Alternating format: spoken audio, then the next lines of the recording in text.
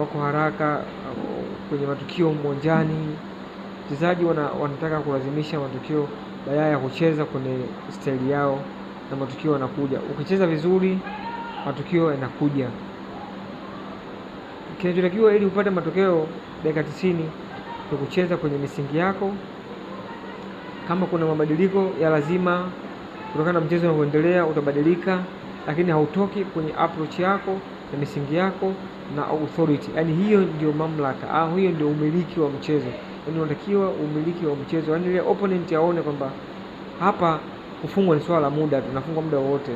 Lakini Simba wamekuwa na papara, wamekuwa na pupa, wamekuwa na haraka, wako hash sana kwenye maamuzi. Sehemu ya kupiga pasi mtu anafunga, sehemu ya kufunga anapiga pasi, sehemu ya kudribble, sehemu ya kuachia. Yaani wamekuwa wanafanya vitu kwa hofu, kwa pupa, wamekuwa kama hawaamini kama wanaweza kupata alama 3. Imekuwa wachezaji kama bado hawana utulivu sana, na hiyo inaitwa game authority. Of course wana game management nzuri, unawaona wanacheza kimfumo, lakini hiyo game authority sasa kurelax timu ingie kwenye mfumo wao, yani wacheze wanavyotaka wao, kidogo naona Simba haipo hiyo, na sio kidogo, haipo hiyo kitu. Kwa hiyo bado kama wanajitafuta hivi, wanalazimisha matokeo, wanalazimisha kushinda, kitu ambacho kinawafanya wao wanashinda kwa shida ama wanashinda kwa pressure kubwa. Ni jambo ambalo ili litoke hili kwa wachezaji, lazima timu ichukue kombe, ishinde kombe la ligi, ndio watarudi kwenye akili sasa, itarudi kwenye yule kwamba yes sisi ni washindi, yes wa winners.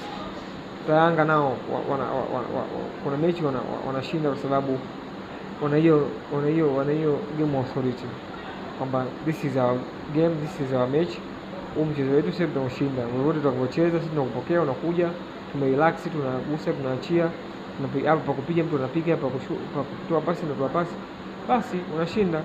Hata ikiwa unashinda goli moja bila, lakini unaona authority ya game yao. Lakini Simba anapocheza unaona anytime mechi inaweza kaisha sare.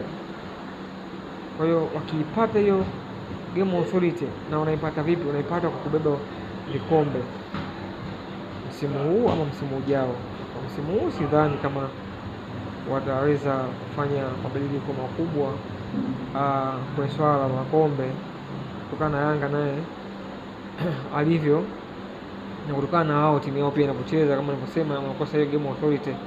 Sidhani kama wataweza kupata kikombe msimu huu. Sijui, bado ligi imebaki mechi nyingi na kombe la Azam Federation bado, lakini Simba hicho ndio kitu ambacho wanakikosa, game authority.